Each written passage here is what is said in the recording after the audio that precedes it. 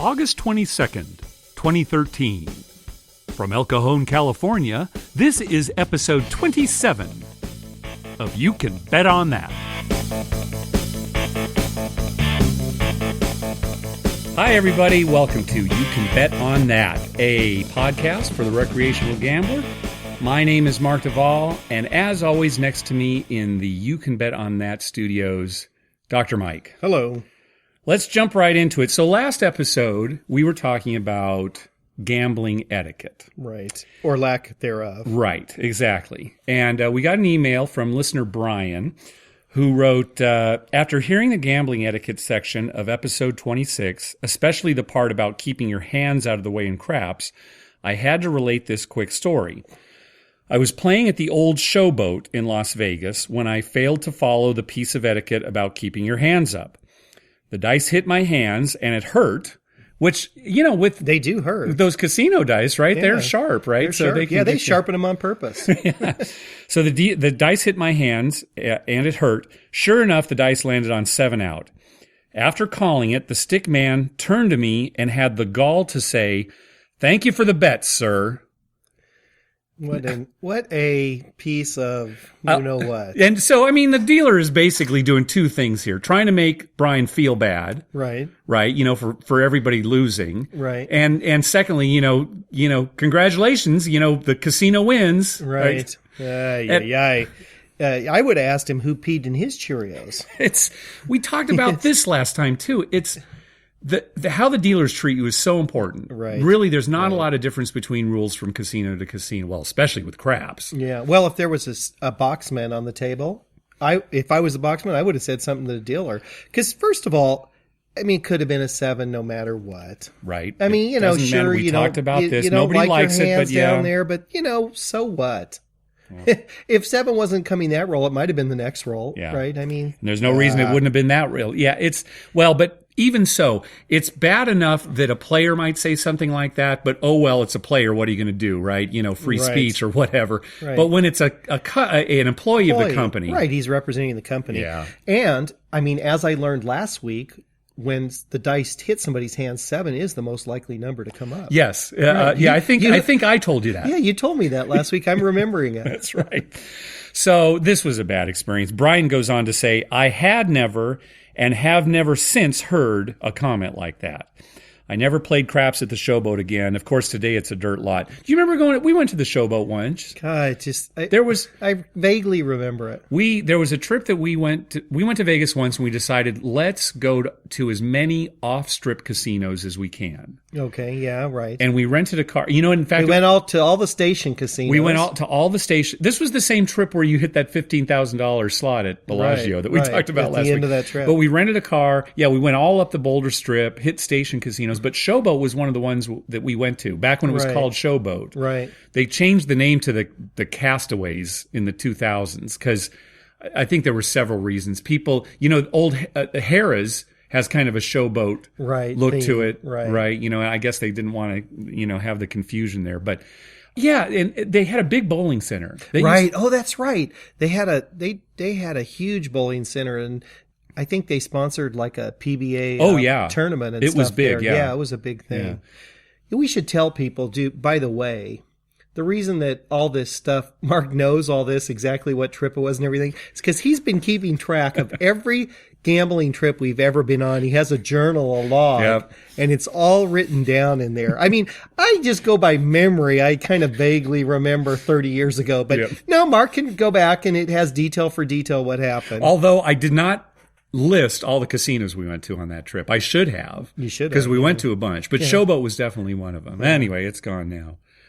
Well, we've got another. So anyway, thank you for the email, Brian, too. And folks, if you've got any stories again about etiquette, one way or the other, drop us a line at youcanbetonThat@gmail.com.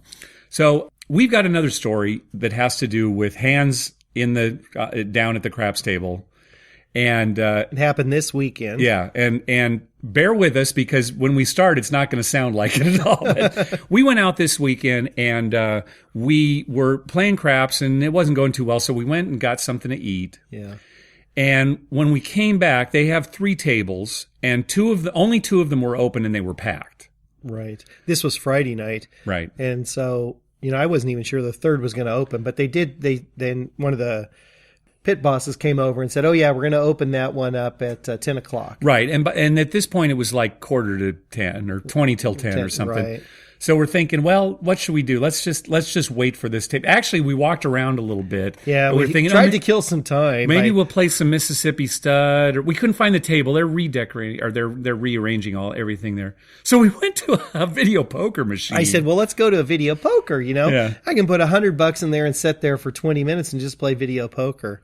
I guess I can't. I've never seen $100 go into a video poker machine so fast. Oh, I don't think I hit anything. Maybe a pair of jacks or something once. Maybe 2 pair, but you certainly, it was horrible. Yeah. Anyway, so we went and so finally we decided let's just go back to the empty craps table that's going to open, and we'll just sit there till it opens. Yeah. I actually walked up, sat down. They have chairs there. Sat down at the table and put my fire bet down on a table with nobody else. That's there. right. It was looking around, right? Dealer. Fire bet. I got a fire bet. And there's some other players that were sitting around with us too, just waiting for the table to open. So we're sitting there and we're looking at the table, and those familiar with a craps table, there's a where the boxman sits is basically the house bank. It's all the chips that they use on the table, and it's quite a huge collection of chips. Right. And when the table's closed, they have all the chips in there and some of the buttons and stuff, and they put this plastic cover over it. Right, a clear plastic cover. Clear plastic cover so you can see everything, and it locks. Right. There's a key that actually locks it on either side. Right. So we're staring at the chips in there, and we're looking, and they're a mess. Normally they're all stacked up nicely and, everything looks good, but these weren't even in the right denominations. I mean, they were all red mixed and up. the green and black, and there's purple chips just scattered out. And we're looking at it. We called the pit over, said, what happened here? And he looked down and, whoa, he didn't know. So we were kind of looking at that and thinking, well, gosh, once the table opens, all the dealers are going to have to, clean up all the chips. Mm-hmm. And sure enough, when they came over and unlocked it and got it all ready, the dealers came over and whoa, and they had to go through and stack all the chips. And of course, all the players are, oh, can we help you out with that? We'd be happy to help you sort those chips.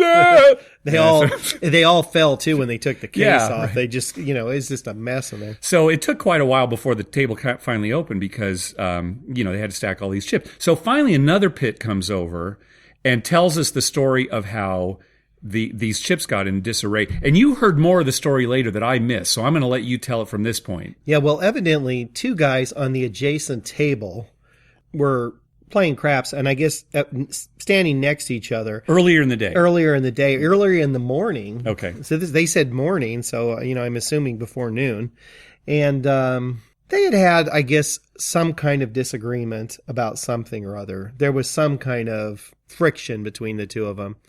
But anyway, somebody on the other side of the table rolled the dice, and the one guy got his hand in the way. For whatever reason, his hand was down there. The dice hit his hand, and 7 came up.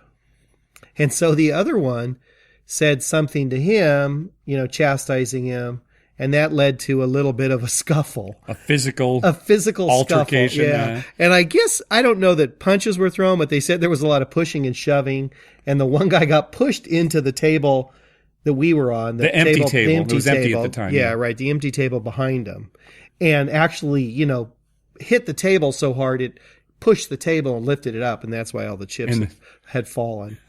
And I assume security came over and threw them both out. Yeah. But they were using their first names, so I assume they were regulars too. Okay, right. And the pit couldn't tell us everything, obviously, right? But we don't really know who it was, but right. So many, that's the thing. We talked about this before. At tribal casinos, typically it's a lot of regulars. Yeah, very much at vacation destinations like Las Vegas or Atlantic City or what have you, you get more tourists in, and so the players at the table, maybe the dealers have never seen before, but these were probably regulars. Yeah, and it's funny because when we're out there, it's a lot of times it's one of those situations where you might know everybody on the table, which is kind of nice because you're all rooting for each other, and everyone's asking them how'd you do, and how'd you do on Thursday, and all in all, though, it turned out to be a pretty good weekend for us. Oh yeah, well, tell them because I went.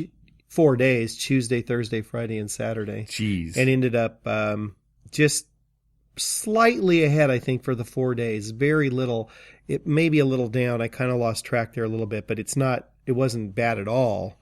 And they had a giveaway, so the more you play, you earn points, and your points transfer into gifts. And I was able to get a MacBook Pro, Pro, and an iPad. Yeah, and I got a Kindle and a Kindle Fire. Right, and my father got a Kindle too. Yeah, so that was good.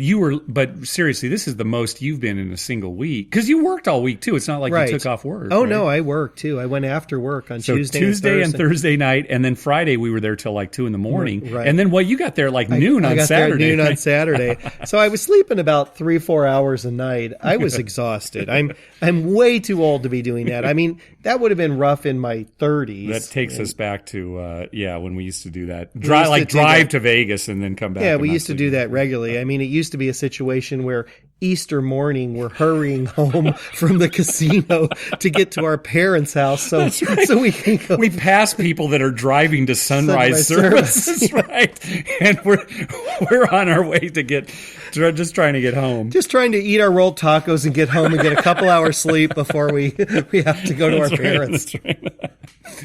Oh, good times. So Total Rewards has this program now. They've partnered with this company called Fuel Rewards, where you can Total Reward tier credits transfer to this Fuel Rewards program, and you get like a discount on gasoline. At any gas station? Well, Shell. Oh, it's Shell and then like some participating ones, but it's through Shell, right? Uh-huh.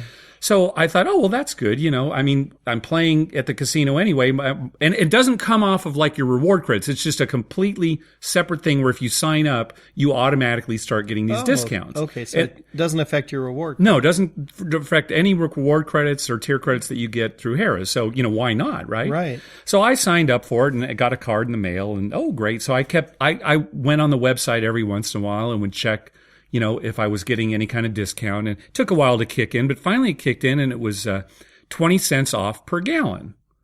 I thought, okay, good. Well, I need to get gas today anyway. I'm going to go to a Shell station. So I go to the Shell station by work, and I put the card in, and it doesn't work. And I'm thinking, okay, well, and I'm looking around and checking. I thought, well, the website did say not every Shell station participates in it. So, fine, I'll go to another one close to my house. So I drive to another Shell station. The card still doesn't work. So I'm thinking, all right, what's going on? So I called Fuel Rewards, just looked at the number on the back of the card and said, hey, it's not working at these Shell stations. What's going on? So the woman was very nice. She took down some information. She wanted to know where I was and where I lived. And so she typed in, my zip code and everything, and she started looking.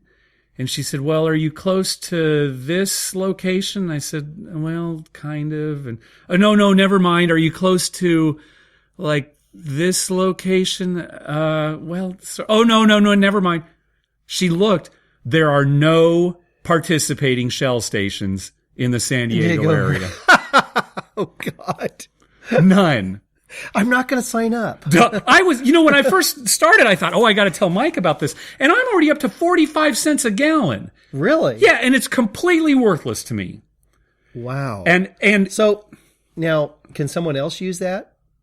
I guess if they had my card, if they lived somewhere. Yeah, sure. Like my brother in L.A.? Yes, because there are like tons of stations in L.A. The problem is, and after talking with this woman, Shell here locally in the San Diego area has a deal going with another, like a rival company to this Fuel Rewards. Oh, I gotcha. Right. And it's through Ralph's grocery store. Okay. You probably see that where you through Ralph's grocery store, you get like a Shell. Right.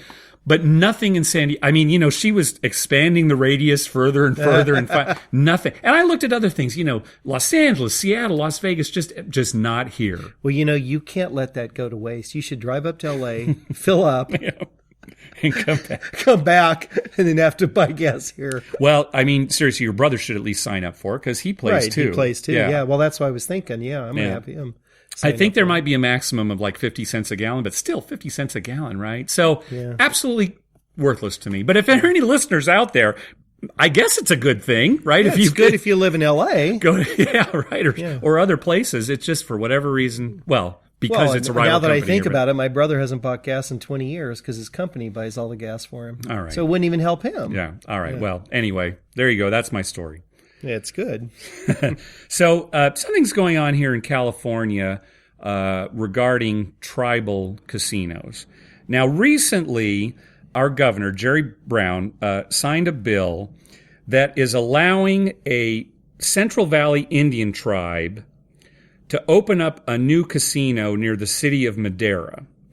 And the controversy behind this is that this property that the tribe bought, it was not part of their original tribal real estate. It's not part of the reservation. Not part of the reservation, right? It's real estate that they bought recently. Right. And Jerry Brown signed this bill that's allowing them to build a casino on this property. Now, the federal law basically says that typically casinos can be built only on lands recognized as belonging to tribes before 1988. That was the year that the federal government started sanctioning the tribal gaming, right? Yeah. But apparently there's this rare federal approval process that allows a tribe to build on land that it's just recently required. And so this is kind of a slippery slope here, right? I mean, I don't know why an exception's being made in this case, if that is even an exception. Right. But what's to prevent a tribe that starts to get a little money through maybe a casino they really do have on their tribal reservation from just buying real estate anywhere and saying, okay, this is now part of our reservation, we can build a casino on it. Right. Well, I've got two problems with it. Number one, it's not really fair to casinos like, for instance, we go to Harrah's Rincon, which is a ways out there. It's a drive. And, if another casino could build one right next to the highway, that gives them a way, way superior advantage, as far as like drawing people in. Right. That's number one. And that, I guess, you can say, well, what do you care about a certain casino over another one? And there is a point to be made there.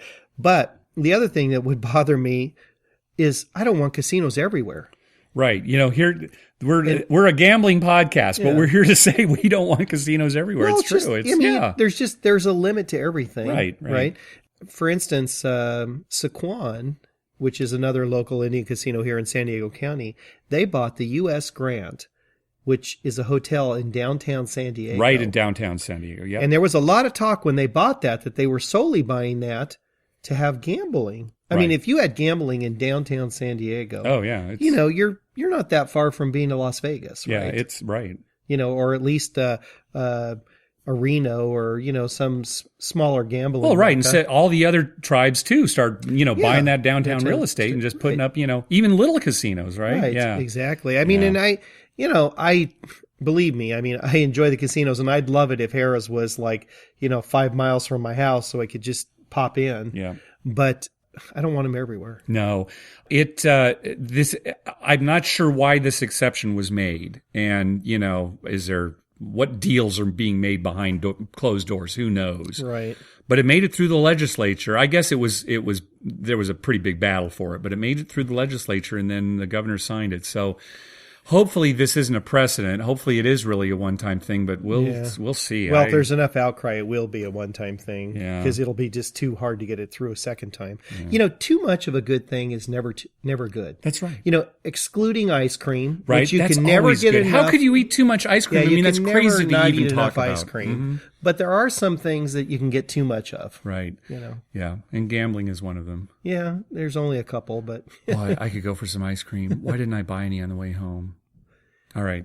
Let's move along to our poker home game segment. All right. So this is the segment of the program where we talk about games that you're not going to find in a poker room in a casino, but that you might play with your buddies when you get together for a home game.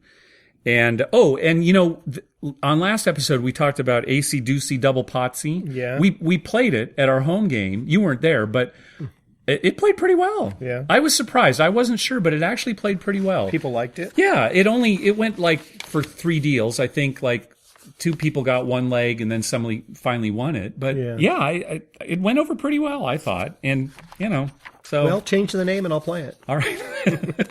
I got a response from Miguel, who sent us the original suggestion for that game, and he said he didn't come up with a name. Yeah. Oh, I didn't think he did. But he was happy if we wanted to change it to AC Ducey Double Duty.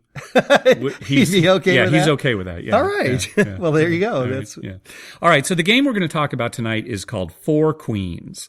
It's a very simple game. It is a 7-card stud game, so you play it with all your 7-card stud rules.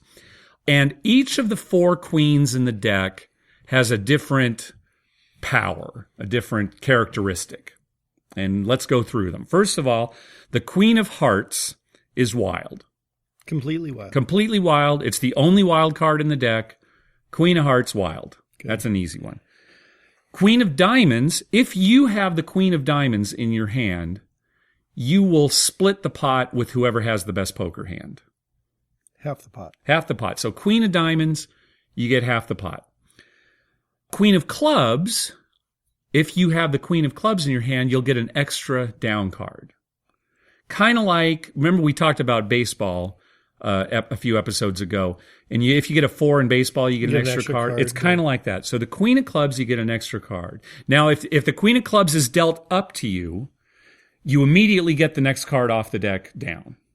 And if it's dealt down? If it's dealt down to you, you can flip it up anytime action is on you, and the dealer gives you a down card.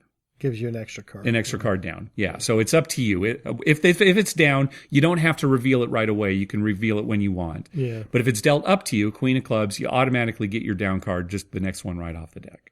Okay.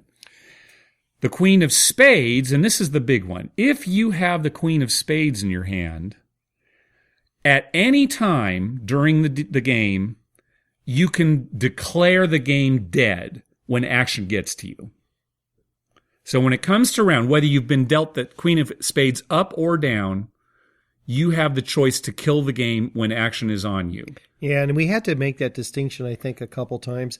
It's when action's on you. Right, when so action you comes can't around hold that queen, and let's say you're first to bet, and it goes all the way around, and you realize, hey, this game is going to go to fruition, and then you just pop it up. Right. You have to do it when it comes to you. Right. So. Now, this is a little different from Queenie, another game that we talked about a while back, because in the game of Queenie, when the Queen of Spades comes up, the game automatically is killed and you redeal. Right. In this game, if you have the Queen of Spades, it's your decision. And so, you may not, maybe you've got a great hand, so you don't want to kill the game. So you just, you never exercise that option, but It is up to you. Right. So once again, to review, Queen of Hearts is wild. Queen of Diamonds, you get half the pot. You split with whoever has the best hand. And of course, if you have the best hand and you have the Queen of Diamonds, you get everything. You get everything. Queen of Clubs, you get an extra card. And if you have the Queen of Spades, at your option, when action is on you, you can kill the hand. And when the hand is killed, it's like a lot of other games with kill hands. All the cards are mucked, reshuffled, re-ante. Only people who haven't folded yet. Because if you fold before that Queen of Spades kills the game, you're out. Right, and that's why the person typically who has the Queen of Spades down, let's say they're dealt the Queen, one of their first 2 cards down, they hold it till, their last time to bet. Right. Because, maybe, yeah. Well, maybe they'll get the Queen of Diamonds. That's the thing. If you've got the Queen, you've got to wait till you see exactly how your hand's playing out. Exactly. If you've got the Queen of Diamonds and the Queen of Spades, well, chances are you're not going to exercise the Queen of Spades because why? You're guaranteed half the pot, right? And you've got a pair of queens. Yeah, right. And you might have a good hand. Yeah. So those are the rules. So as far as strategy goes, since there's only one wild card, you're not going to see big hands. The guy with the wild card might kind of get a big hand, but he might hit a flush or something. Yeah, something like that. But with just one wild card in the whole deck, you're not going to see real big hands. So you're just basically playing 7-card stud. But you need to keep an eye out. Queen of Diamonds, of course. In the case of the Queen of Diamonds, you want the game to end.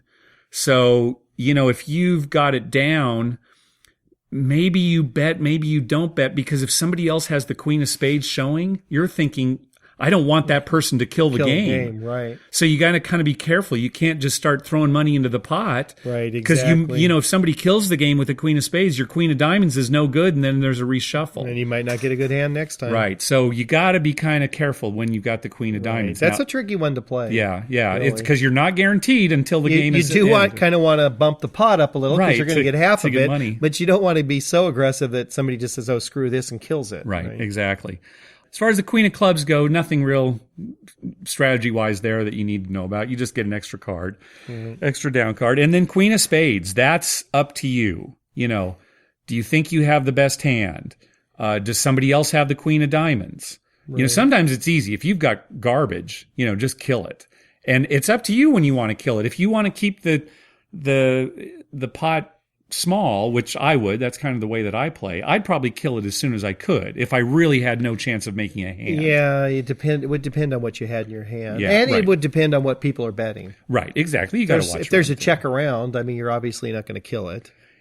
Right, sure, of course not. And if there's a small bet, maybe you don't. Maybe you think, they're betting on something, and you might have a pair of jacks in your hand. Let's say. Right. If I've got something that maybe I can draw to or improve on. But, right. The thing with these games that can be killed, you kind of want to get out early if you are going to get out. Well, you have to remember, too, when you kill it, you're playing another hand and you may not get anything. Right. There's no advantage you kill it, you're just like everybody else going to the next there's no round. advantage to you. There are no legs like AC Deucey Double Potsy from last time. Right. So the queen of spades is definitely the hardest one to play. And I'll never forget, I was playing up at our friend John's house. And for whatever reason, it got around to me. I had the queen of spades. And action was on me, and I thought, I'll just wait. And I didn't realize it was like the last round. I don't know if I thought somebody was going to bet and it would come around to me again. And so I didn't kill it. And I had nothing. Wow. And so when people saw that I hadn't killed it, they thought I had like a winning hand, which might have worked to my advantage. But then, a couple people called. What can I do? Right? Right. You have to turn it over and look like a fool. Oh my gosh. I felt so stupid. So don't make that mistake. You should have just said something like, "Oh, I thought a queen was good. I had queen high." That's right. I didn't see any aces up, no kings. I thought queen high was going to scoop. So the queen of spades is the tough one to kind of play.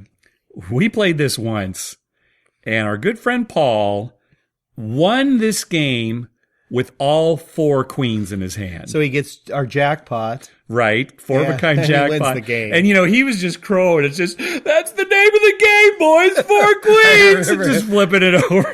Although, I'll tell you what, with almost every game we play, you could start a sentence with, "Paul once won this game with some." He has incredible luck when it comes to stuff like that. It's so true. Once our good friend Paul, fill in the blank. Right.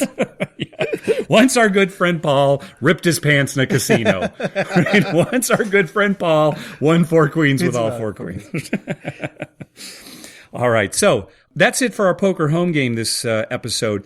If you've got a poker home game that you'd like to let us know about, drop us a line at youcanbetonThat@gmail.com. And also, we've got a list of all the poker home games that we've talked about and the corresponding episodes on our website, youcanbetonThat.com. Now, you were just telling me just a little bit ago about one of our players who's attended our poker home game a few times is kind of shying away because she felt we played too big a variety of games. Well, I'm getting this secondhand. Okay. Mm-hmm. But yeah, one of our players, I'm getting secondhand, was saying, "Oh yeah, we play too many games," because she is a no limit hold'em player. Basically, right. She plays in tournaments and in casinos. She plays quite a bit. Right. And But here's her opportunity. See, they're all listed to familiarize yourself with them. Yeah. And branch out. Yeah. I mean, deal them to herself, like in her spare time, to see what kind of... just pull it up on the web and review it every night before you go to bed. Yeah, and then you'll be familiar with all the games, and it won't be so. You'll just come and you'll be prepared. Basically, all right, I agree. Okay, so and this goes for anybody out there. Sit down with a nice bowl of ice cream, get a deck out, start dealing some hands. Deal yourself some hands. See what comes up. You're on a plane flight to, say, Las Vegas. You're staying at Harrah's. You've got some time on the plane. Deal yourself some hands. Yeah, that's a good idea. All right, so football season's coming up. We're not going to talk about it too much this episode. If you go back to our very first extremely awkward, horrible sounding episode where we were just sitting in your kitchen thinking, what have we gotten ourselves into? We talked about some football pools. Right. You were talking about a survival pool on that one. Uh-huh. So we won't talk about it too much today, but this would be the time you'd want to get your football pools organized. And again, there are a lot of great websites out there that will help you do that. Yahoo is one of them. You can set it up any way you want. You can set it up so that it's just, whoever picks the most winners against a point spread. They've got weighted football pools where you have to assign numbers to different games. I like that way. I do too. I kind of really like that way. I kind of wish we would do that. Yeah. So if there are like 16 games in a week, you'd assign the number 1 through 16 to each one of the games that you'd pick, and the one that you assign. I like that. It's the middle ground between just picking the winners and using the point spread. Right. Because I don't really like doing the point spread. That's almost like a coin flip. It's hard. Yeah, it is hard. I mean, in the middle ground, it's kind of like it's still challenging, but it's not like just one's going to win and one's going to lose. Yeah, it would be nice. I've already set ours up, but yeah, maybe some year we'll actually do it. The people aren't used to it. Right, people aren't used to it. Yeah, and we've got some older people in our pool too that would throw them for a loop. Older than us. Right. So anyway, just a reminder: football season. If you're a football fan, obviously you don't need to tell you, but it might be our next episode. We'll probably be publishing like right before the first game of the season. So, start doing it now. Yeah. First game Thursday, September 5th, right that night. And if you look back at that episode, I believe we talked about a 33 pool. Do that. Let's talk about that real quick. It's very fun. easy. It's basically what happens is you get a group of people together. Everybody draws teams. Yeah. You distribute all of the NFL teams. If you to get 8 people, players. draw a couple teams, 15 people, right? Draw 2 teams. Right, yeah, however you want to do it to try to evenly distribute the teams. And if you don't have the right number of people, maybe you don't include some of the teams. Right. It's just so that everybody has been assigned a team, and only one person has each team. So there's no 2 people have the same team. Right. Right. And you throw money into a pool, and anytime during the season, if your team scores exactly 33 points, you win the pool. Right. And usually what will happen is, so let's say by some miracle, some team week 2 scores 33 points and you've agreed you're all going to put in like $20. Yeah. Well, the winner just takes all that and then everyone has to ante up 20 more bucks. Right. For the and if somebody wants to opt out, fine at that point, whatever. Right. And the reason they pick 33 is kind of an awkward number to hit. Hard to get. With NFL teams. And then at the end of the season, if you've still got money in there and nobody's hit a 33, there are a lot of different ways you can distribute it. Carry it over the next year, have a party. Right. Or just have a Super Bowl party. Yeah, exactly. Right. So, but that's a real easy pool if you want to put it together. And it's kind of fun. It's great when your team's setting on like 30 or something and you're thinking, come on. Exactly. And then they end up scoring a safety. Right. Something always happens. All right. So we're thinking about going to Atlantic City, maybe November. Looks like maybe early November if we go. Yeah. So, if there are any listeners that live in the area or are going to be out there, once we kind of finalize this, we'll let everybody know, but probably early November date for Atlantic City. And probably December for Vegas. Right. And I don't know if I'll be able to make that, but early December. I know because it's that they've got that shopping thing gift giveaway in December, so we'll see if we can do that. All right, so that's going to do it for this episode. Don't forget to email us with questions and comments. Our email address is youcanbetonThat@gmail.com. Visit our website, youcanbetonThat.com. You can check out our show notes and leave comments. Also follow us on Twitter @YouCanBetOnThat. We always tweet when we're going to be out the casino, no matter what casino that might be. Mike wants to give away some money. I'd like to give away that craps bet, but someone has to take me up on it. Yeah, somebody we don't know who heard the podcast. Yeah, and it's easy to find us.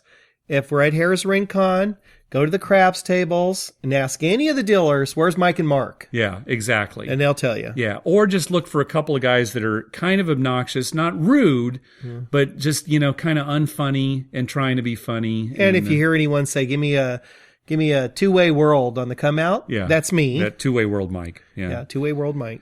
We've got a Facebook page, facebook.com/YouCanBetOnThat. Oh, and we have enough likes on that Facebook page now that I think we get stats or stuff that we can look up. Nice. Nice. That's all I need in my life, more stats. And please review us on iTunes, too. If you give us a review on iTunes, that helps us get more listeners. And I'll show you how to do that, Mike. Yeah. How to review on iTunes, all right? I am really computer illiterate. I mean, this is high tech for me, just talking into a microphone. All right, is there anything else? I don't think so. All right, we'll see you next time. Good night.